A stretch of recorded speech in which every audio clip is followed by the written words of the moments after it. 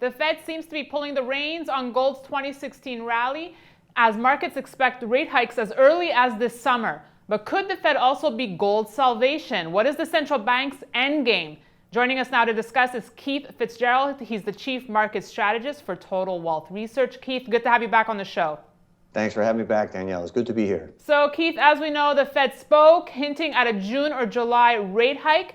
And since then, gold has really been struggling here. What's your take on the latest Fed speak? Can we raise interest rates here in the U.S.?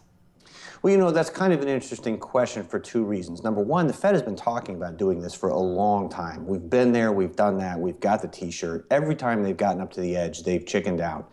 Now, you know, that's understandable because the economic data is not truly conducive to a rate hike. The arrogance at the Fed, I think, in my opinion, is unbelievable. The fact that the rest of the world is easing and they want to raise rates tells me that they're still off the rails and they're making this up as they go along. Is this gold salvation? That's the second part of the question. You know, gold, of course, is priced in dollars and more recently priced in yuan on the Shanghai exchange. So I think there's competing influences with regard to gold's prices. I could see it going either way, frankly, depending on how global markets take the Fed's next move. Right, exactly, either way, because it's really interesting how much emphasis gold investors are putting into what the Fed says. A higher rates in the horizon hurt gold prices, but at the same time, any delays have helped boost the metal, as we've seen so far this year. Gold seems to win in an environment of further easing, but do we want to live in that environment, Keith? Can we afford to?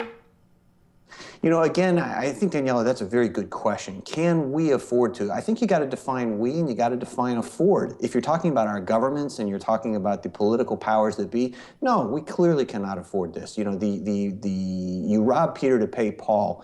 Sooner or later, Peter gets annoyed and he leaves.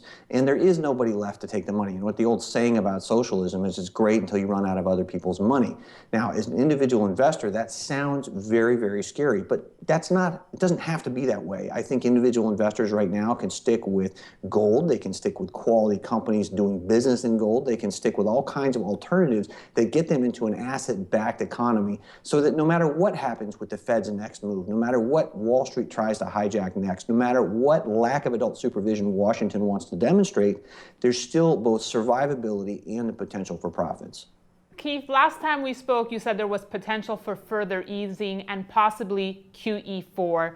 Do you still think that today? You know, the picture's become a lot more cloudy, but yes, I do. I think the Fed is hell-bent to raise rates simply because they are acutely aware that they may have to lower them 12 to 24 months from now. All right, Keith. So now the question is gold still relevant? Should investors still be eyeing the yellow metal here? You know, my take is gold has never been more relevant. I don't think it's an optional asset class anymore. I think that every investor needs to have some on hand. You know, what form that takes is up for debate. There's all kinds of ETFs. There's everything from bullion to jewelry. But I don't believe it's optional, and I do believe every investor needs to have it. Keith, always a pleasure speaking with you. Thanks so much. You're welcome. And thank you for watching. We'll see you tomorrow on Kitco News.